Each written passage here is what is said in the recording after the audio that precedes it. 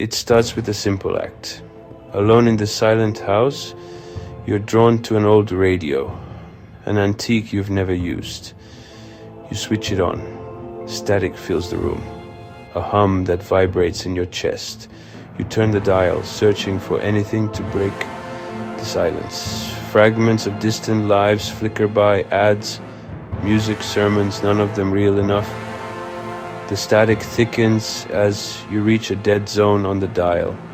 The hum shifts, rhythmic, almost alive. You stop, you listen.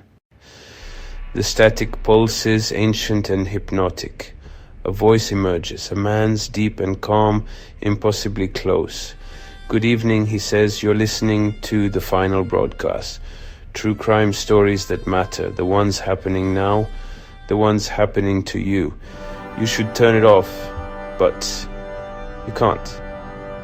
The voice is relentless, solemn, and chillingly certain. We report on the present. Your present. What if it's not a prank? What if it's real? The host recounts your day. Coffee, tea, the black cat crossing your path, the awkward chat with your neighbor. Each detail is mundane, yet perfectly accurate. How could he know? He never told anyone. He lists more. The song in your head, the soup you bought. Your life, narrated by a stranger, becomes sinister. Every routine moment feels like evidence. Every choice, a clue. The ordinary is now a trap, and you are the prey. The host shifts to a local cold case. A woman who vanished her last day, described in intimate detail. She saw a black cat. She bought the same soup. The parallels are chilling, the cycle undeniable. The show didn't just report her disappearance, it chronicled it as it happened. Now, it's your story being told. The countdown has begun. The host falls silent. The hum grows louder. Every story needs an ending, he says. Tomorrow's episode features a new subject. He says tomorrow's date. He says your name. One final word. Murder. Static crashes in, drowning everything. The broadcast ends. But your story is just beginning. The static roars, then vanishes. Silence presses in. You slap the radio off, but the fear lingers. Your name, tomorrow's date. Murder. You pace, searching for logic. But the details haunt you. Was it a prank? Coincidence? Or are you being watched? The radio sits silent, now a harbinger of doom. The missing woman's story echoes in your mind. You are not the first, and you know how this story ends. Sleep is out of the question. Every creak, every rustle sounds like someone is coming for you. You check the locks, you peer through the blinds. Everything looks normal, deceptively normal. The host's voice has poisoned your perception. Every shadow holds a threat, every silence a prelude to violence. You spend hours online searching for answers. Nothing confirms what you heard. You feel a growing sense of isolation. As the night wears on, paranoia takes root. Ordinary people, ordinary moments now twisted into something monstrous. The radio sits across the room, a silent, dark oracle, but you don't smash it. You need to know if the show will go on. The sun rises. You've never been so relieved to see the daylight. You make coffee, the familiar ritual a comfort. The feeling of being watched lingers. You need to get out, to be around people. You consider going to the police, but what would you say?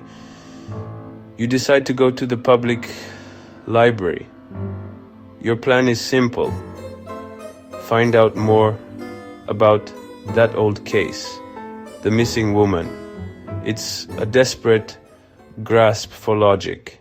The library's hushed atmosphere is a balm to your frayed nerves. You head to the archives, searching for answers in old newspapers and local records. You ask the librarian for newspapers from around the time Eleanor Vance disappeared. You scan the glowing microfilm reader, searching for any mention of her. Then you find it. Local woman reported missing. Her name was Eleanor Vance. She had simply ceased to exist. The case grew colder, the articles disappearing, just like Eleanor. It confirms your fear. Yet the host's knowledge didn't come, from public records, but from someone who was watching Eleanor Vance and is now watching you. So frustrated, you push back from the microfilm reader. It's a dead end. You're about to give up. But then you see her, the librarian. She's been working here for decades and might remember the case. You approach her desk. I was just reading about the Eleanor Vance case. I was wondering if you remember it, Eleanor, she says. Yes, I remember her. The papers never got the story right. They report the facts, but they miss the feeling. There was something strange going on. You lean in closer. Strange how? You ask? There were stories, she says, rumors. People were talking about a radio broadcast. Stories that were coming true. Your blood runs cold. A radio broadcast tells the same story, the same rumor. This has happened before. What did the broadcast say? The librarian sighs. It was a ghost story, a local legend that got out of hand. The show would talk about people in town, little things about them. She continues, her voice low. Then the stories got darker, predicting things. Then it talked about Eleanor, narrating her every move. The parallels are undeniable, a pattern. The librarian's eyes widened slightly, that the station knew these impossible little things. After Eleanor was never found, the rumors faded away. It's a local curse, a recurring nightmare, and now it has attached itself to you. The librarian looks at you, concerned. A town's spooky folklore. You have heard the voice, and it has already announced what it has planned for you tonight. Leaving the library, the daylight seems brittle. The librarian's words confirm your fears. This isn't just about you, it's about the town. A dark vein of folklore runs beneath this ordinary place. The final broadcast isn't random, it's a local legend. The station seems to choose a subject, broadcasting their final days. Eleanor Vance was one. How many cold cases are episodes of this show? You look at every face with suspicion. Survivors, future subjects, collaborators. Your investigation must deepen to understand the station's history. You need more stories, cases that fit the pattern. Your next stop, the local newspaper. Maybe an old reporter knows more. You are no longer just a victim, you are an investigator, racing against the clock to your own murder. At the newspaper office, you find Arthur Jenkins, a veteran reporter. His eyes are sharp. When you mention Eleanor Vance, his smile fades. He gestures for you to sit. Yeah, I remember that, he says. He tells you about Samuel Griggs, a retiree obsessed with his garden who vanished. His tools were left behind. A rumor spread of a strange radio broadcast narrating his life, knowing details no one else could. The broadcast was telling the story of the Midnight Gardener. They said the final broadcast described a rare flower in Sam's garden about to have a silent witness. The station wasn't just observing, it was setting a scene. Arthur Jenkins, the old reporter, always had a knack for sniffing out the truth. And he once told me the Bayside Diner is the town's unofficial living room. More news is broken over a cup of coffee there than in this whole office. So, yeah, you go maybe against your better judgment. The bell above the door announces your arrival with a cheerful jingle. It feels completely at odds with your grim mission. The place is a time capsule. Chrome. Red vinyl. The air is thick from the smell of fried food. Brewing coffee. You take a seat at the counter. Order a coffee you really don't want. And just listen. The diner is alive with conversation. Local gossip. Complaints about the weather. Arguments about sports. At first, it's noise. Background, static. Then you start to pick up threads. Eleanor Vance's name drifts over from a nearby booth. Two women, hushed, like they've lived here forever. They're not talking about the police case. They're talking about the spook story. The radio ghost. One woman leans in, says her cousin swore she heard the broadcast the night Eleanor vanished. She said it was the calmest, most terrifying thing she'd ever heard. The host described the exact pattern on the quilt Eleanor was mending. A detail so small it couldn't be a guess. The other woman shushes her, glancing around nervously. "Don't talk about it," she whispers. "It's bad luck. You don't want it to notice you." That warning sends a chill right through you. But it's too late. It has already noticed you. The conversation shows the town's fear. Not a memory, but an active superstition. People bury the story, pretending it doesn't exist. But you know the monster is awake. And it is speaking your name into the darkness. The pieces are falling into place, forming a horrifying picture. Eleanor Vance and Samuel Griggs, separated by a decade, linked by impossible circumstances, vanished without a trace. The station chooses the solitary, the unassuming, people whose absence might not warrant a deeper investigation. The paranoia is now a thorny vine, wrapping around your thoughts. This town feels like a stage, and everyone is playing a part in a production that ends with your death. The station didn't just report on events, he shaped them. It creates a narrative, broadcasts it, and then that narrative becomes reality. Your enemy is a story, a narrative being woven around you. How do you fight a story? There's one last option, the police. You walk into the local police station. You're met by a young deputy. You explain the strange coincidences, the details never made public, the rumors of a radio broadcast. The deputy listens, skepticism growing. He says the cases are cold, the radio story just folklore, and offers a crisis counseling pamphlet. You leave, officially on your own. Stepping out of the police station, the day is over. You find yourself in the local cemetery. It seems a fitting destination. You see a stone. The name carved into it is Samuel Griggs. It has a date of death, the same date he disappeared in 1994. Sam Griggs wasn't just a rumor. He was a man who died in his garden. The host was right. There is a pattern, a cycle of disappearance. You are just the latest name. The radio is real. The voice is real. And the prophecy is real. The show is about to begin. And tonight, you are the star. The only thing left to do is go home and listen. So, the walk home from the cemetery is the longest walk of your life. Every step is heavy.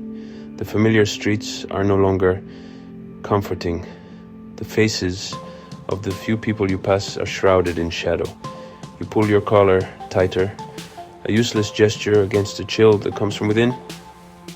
All that remains is the primal, gut-wrenching certainty that the voice on the radio is an arbiter of fate, and its attention is now fixed squarely on you. You see your house down the street. It's no longer a sanctuary, it's the stage. This morbid curiosity is now the only thing that propels you forward. You arrive at your front door, your hand trembling as you reach for the keys. You take one last look at the quiet, sleeping street, and then you step inside.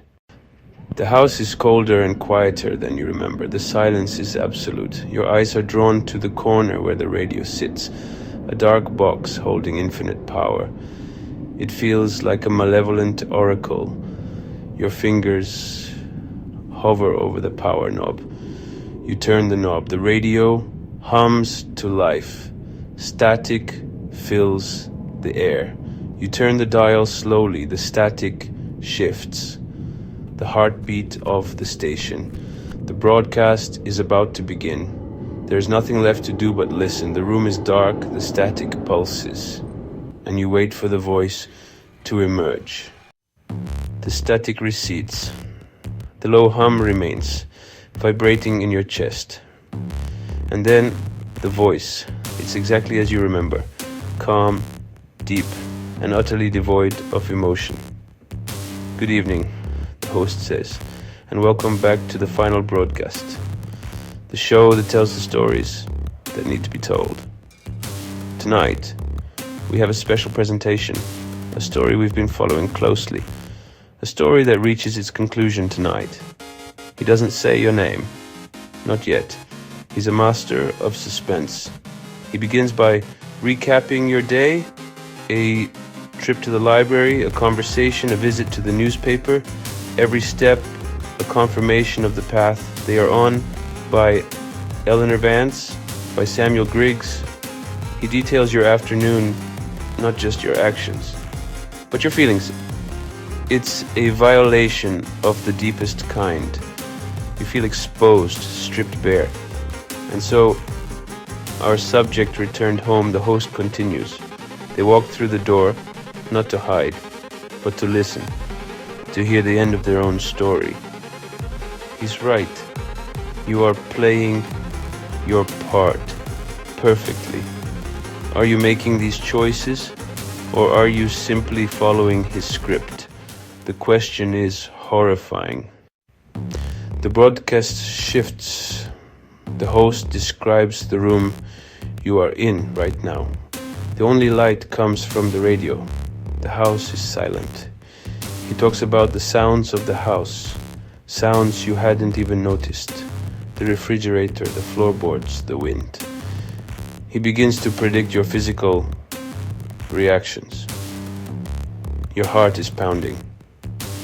A bead of sweat. He is not just narrating, he is causing it. This is the true horror of the final broadcast. It creates the fear. The narrative is everything. Every story needs a villain. You brace yourself. You are ready to see a monster. But the host doesn't describe a person, a shadowy figure.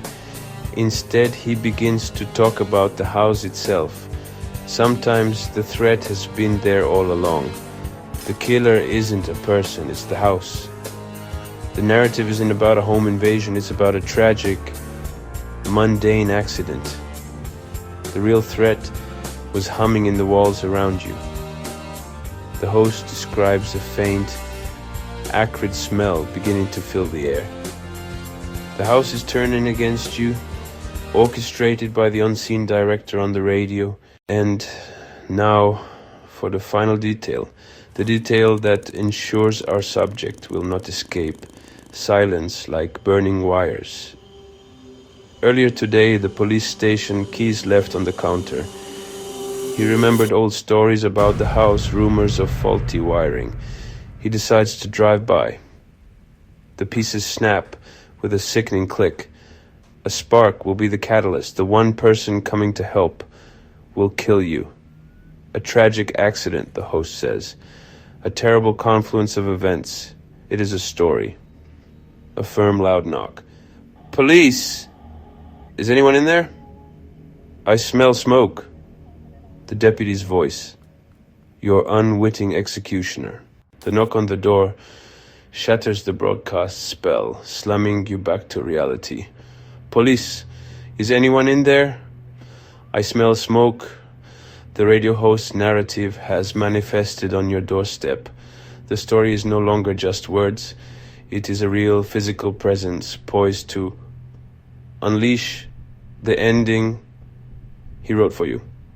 You are trapped between two realities, the broadcast and the real world, where a well-meaning police officer is about to accidentally kill you. You want to scream, don't break down the door. The gas line, but fear has stolen your voice, leaving you a silent spectator. His training will tell him what to do next. The host knew this. It's a perfectly constructed trap. The story is moving forward. The boundary between the story and your life is gone, and the climax is here. As the deputy prepares to breach the door, the radio crackles to life.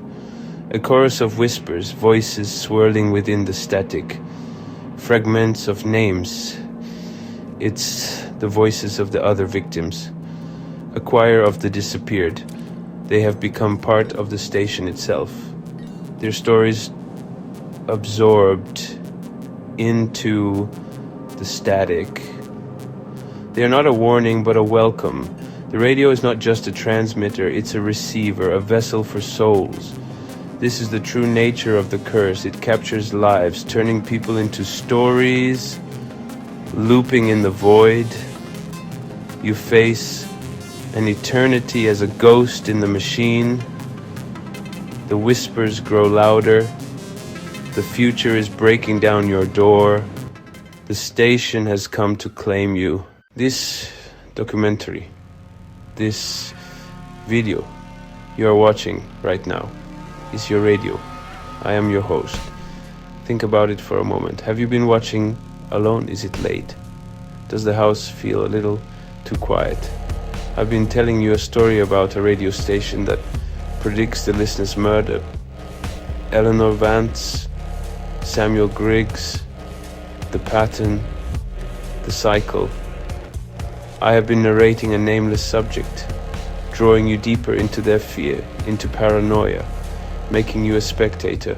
But what if you aren't just a spectator? What if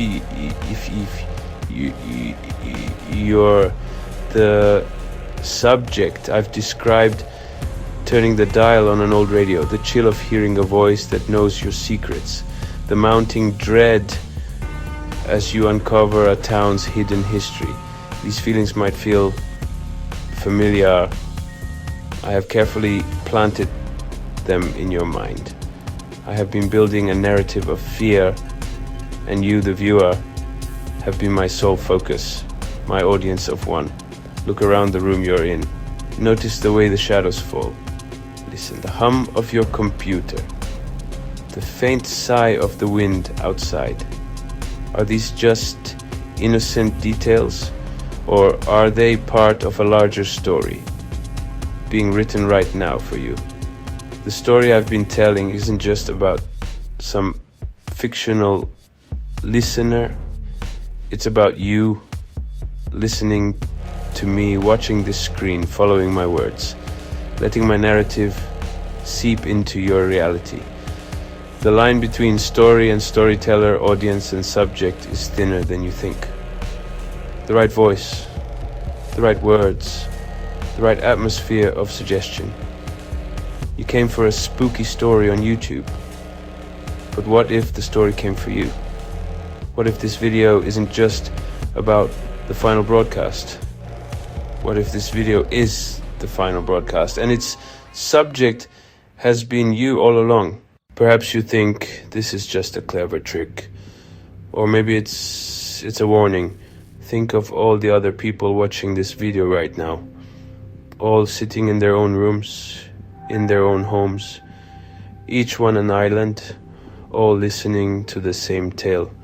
This video knows who is watching. It knows things it shouldn't. And out of all the thousands of people watching, it's choosing one person's story to tell in full. How can you be sure it isn't you? You can't. The perfect place to select a victim without anyone else noticing. The legend of the final broadcast is about technology. As a vessel for something malevolent, evil evolves, adapting to new technologies and mediums. The static just changes its form. Now it lives here in digital streams. The static is the endless flood of data. A perfect place for a predatory narrative to hide. It can find you anywhere. The algorithm does the work for it. It serves you the story you were destined to hear.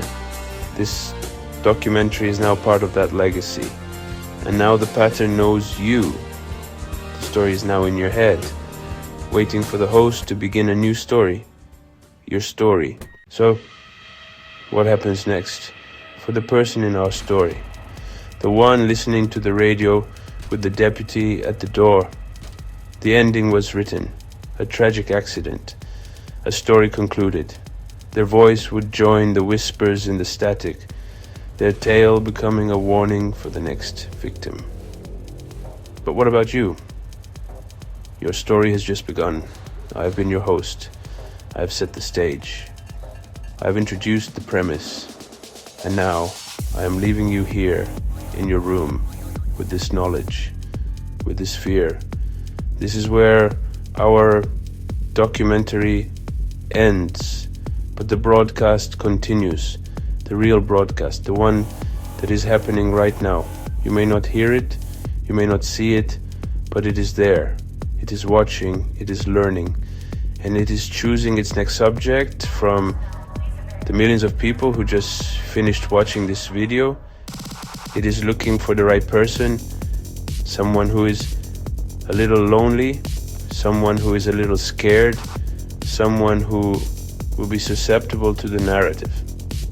Someone just like you. So, listen carefully.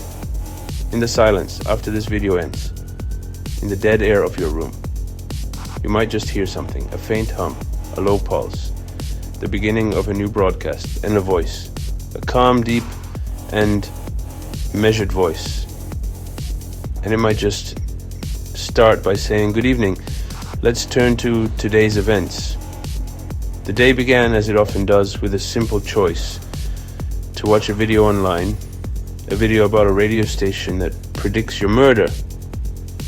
And that brings us to tomorrow's episode. Tune in, I'll be announcing the title. It's a brand new story with a very special subject. The episode is titled with tomorrow's date, and then it's titled with your name. Thank you for listening, and welcome to the final broadcast. The show is about to begin, and you are the star.